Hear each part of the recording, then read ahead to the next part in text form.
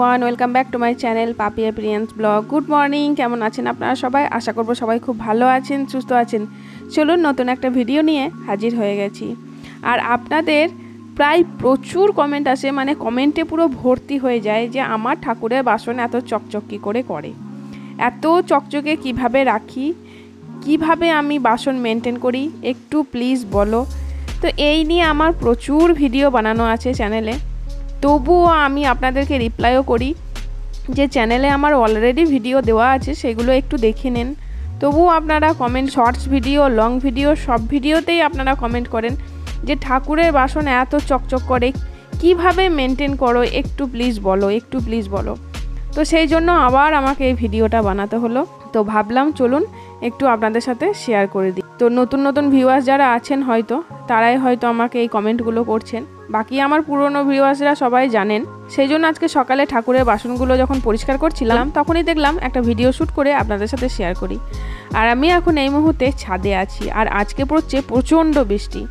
আর ছাদের মধ্যেই আমি পুজোর বাসনপত্র ধুই, কারণ পুজোর জিনিস অন্য কোথাও নিয়ে যায় না, অন্য কোথাও ধোয়া মোছা করিও না, কারণ পুজোর ব্যাপারটা আমরা একটু অন্যরকম চোখে দেখি।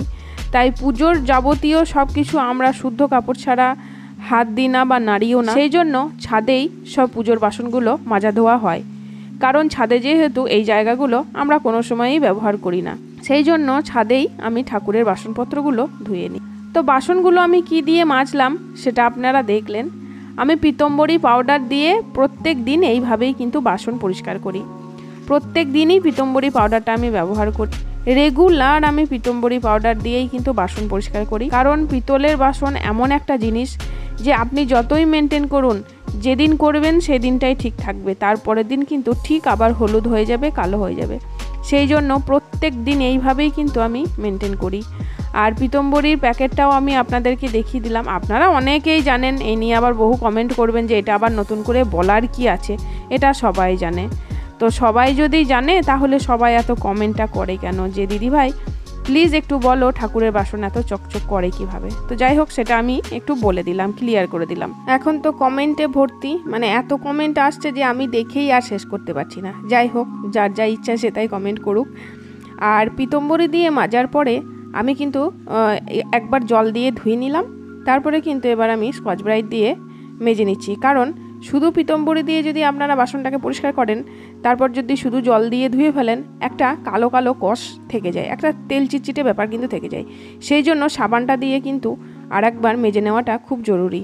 তাহলে কি হয়, একদম চকচকেভাবে পরিষ্কারটা হয়ে যায়, ওই তেল চিটচিটে ব্যাপারটা কিন্তু একদমই থাকে না। তো সেই জন্য পিতম্বরী দিয়ে ধোয়ার পরে, মাজার পরে আমি কিন্তু সাবান দিয়েও আর একবার মেজে নিয়ে বাসনগুলোকে ভালো করে ধুয়ে নিলাম। আর এটা কিন্তু আমি রেগুলারই করে থাকি, কারণ ঠাকুরের বাসন আমার চকচকে না হলে একদমই ভালো লাগে না, আমার নিজেরই ভালো লাগে না। যে শুধুমাত্র ভিডিও করছি বলে, আপনাদেরকে দেখাচ্ছি বলে তা নয়, আমি যেদিন ভিডিও বানাই না সেদিনও কিন্তু আমি এইরকমভাবেই কিন্তু ঠাকুরের বাসন মেনটেন করি, কারণ আমার নিজেরই ভালো লাগে না যে ঠাকুরের বাসন চকচক করবে নতুনের মতো। ঠাকুরকে যে জিনিস আমি নিবেদন করব সেটা পরিষ্কার পরিচ্ছন্ন থাকবে, তবেই না। তো যাই হোক, আমার কিন্তু ধোয়া হয়ে গেছে। এবার আমি ঠাকুর ঘরে চলে এলাম। তারপর কিন্তু জলটাও কিন্তু আমি শুকনো কাপড় দিয়ে মুছে নিচ্ছি, কারণ এই জলটা যদি আপনারা জলটা ঝরতে দিয়ে দেন আর যদি না মুছে নেন, প্রত্যেকটা বাসনে একটা জলের টোপা দাঁড়িয়ে যাবে, আর সেইটাই কিন্তু দাগ হয়ে যাবে। সেটা কিন্তু একদম বিচ্ছিরি লাগবে দেখতে, যে আপনি পরিশ্রমটা করবেন এতক্ষণ ধরে মাজা ঘষা করে, সেই পরিশ্রমটা কিন্তু বেকার যাবে। তো সেই জন্য এইভাবে কিন্তু জলটাকে কিন্তু মুছে নেওয়াটাও খুবই কিন্তু জরুরি। শুকিয়ে যাওয়ার আগেই কিন্তু শুকনো কাপড় দিয়ে প্রত্যেকটা বাসনকে এইভাবে কিন্তু মুছে নিতে হবে, তবেই কিন্তু আপনি আসল রেজাল্টটা দেখতে পারবেন। এবার আপনারাই ভাবুন আমার পুজো করতে কতটা সময় লাগতে পারে। আমি প্রত্যেক দিন কিন্তু এই প্রসেসেই আমি পুজো করি, এইভাবেই কিন্তু আমি মেনটেন করি। তো যাই হোক, চলুন, আমার মোটামুটি সব মোছা হয়ে গেছে, বাসনগুলোকে ভালো করে মুছে নিয়েছি। এবার আমি দেখাই কেমন লাগছে আমার বাসনগুলোকে। আপনারা এবার দেখুন আর বলুন, এত সুন্দর এত চকচকে বাসন আপনারা কি দোকানে কিনলেও কি নতুনে এত চকচক করে? হয়তো দোকানেও এতটা চকচক করে না, ওখানেও একটু কালো কালো ভাব থেকে যায়।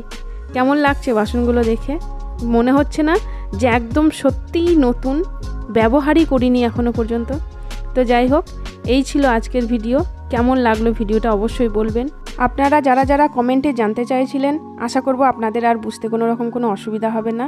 তো এই ছিল আজকের ভিডিও। কেমন লাগলো ভিডিওটা অবশ্যই বলবেন। যদি কিছু ভালো লেগে থাকে তাহলে প্লিজ লাইক কমেন্ট শেয়ার করতে ভুলবেন না, আর চ্যানেলটাকে অবশ্যই সাবস্ক্রাইব করবেন। চলুন আজকের মতো আসি, আবার দেখা হচ্ছে পরের ভিডিওতে।